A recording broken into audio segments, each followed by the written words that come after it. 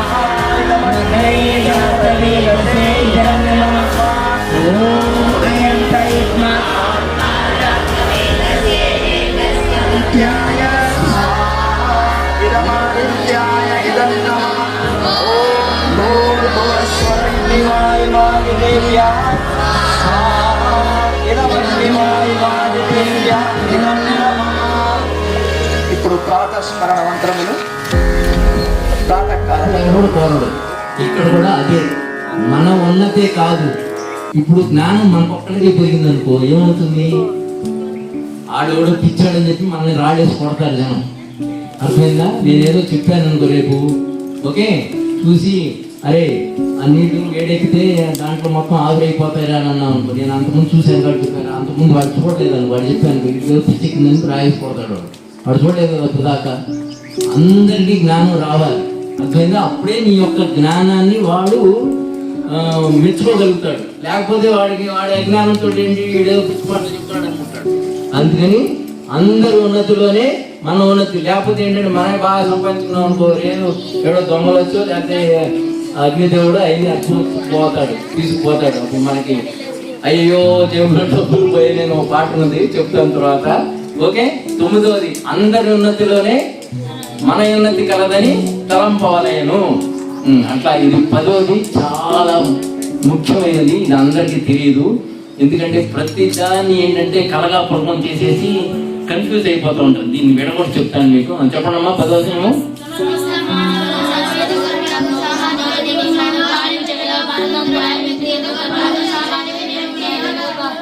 ఇప్పుడు చూడండి, సమస్త కార్యములను ఇప్పుడు ఉపవాస దీక్ష చేశాను, కానీ నాన్నగారిని అడిగితే శివుడు దర్శించాడు, ఇప్పుడు మనకు కనపడడు, ఆయన కైలాసంలో ఉంటాడన్నారు. మీరు నాకు చెప్పండి శివుడిని ఎలా దర్శించాలని. నాన్నగారు కాకుండా ఎంతో మంది గురువుల దగ్గరికి వెళ్ళాడు. అప్పుడు ఆ గురువులందరూ నాన్నగారిని పిలిచి అంటారు, మీ వాడికి మతి భ్రమించింది, శివుణ్ణి చూస్తాడంట, వాడికి ఏదో ఒక వ్యవస్థ చేయండి, వాడికి పెళ్లి చేయండి. అప్పుడు చిన్నపిల్లలకు పెళ్లి చేసేవాళ్ళు 14 ఏళ్ళు 15 ఏళ్ళకే పెళ్ళిళ్ళు చేసేవారు. బాల్య వివాహాలు ఉండేటివి అప్పుడు.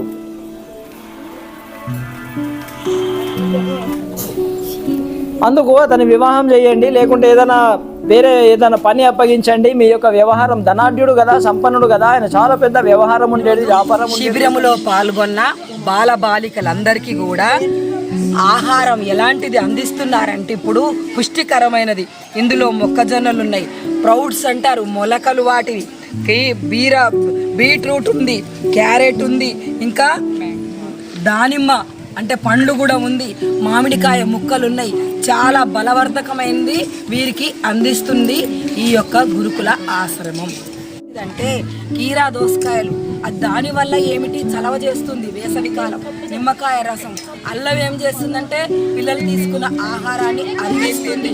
అందులో వేసిన తీపి పదార్థం కూడా వారిలో ఉన్న శక్తిని పెంచుతుంది. అందుకోసమని ఇలాంటి పానీయాన్ని తయారు చేసి అందించింది ఈ గురుకులం.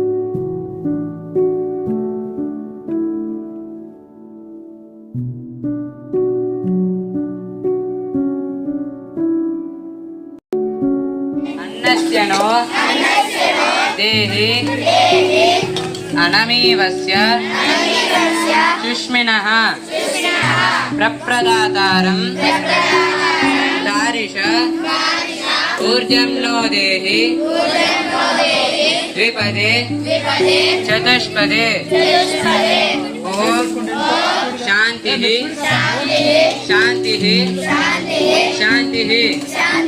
हे परमेश्वरः माको आरोग्यकरमेण सात्विकमेण फलदायकमेण ఆహారాన్ని ఇవ్వు.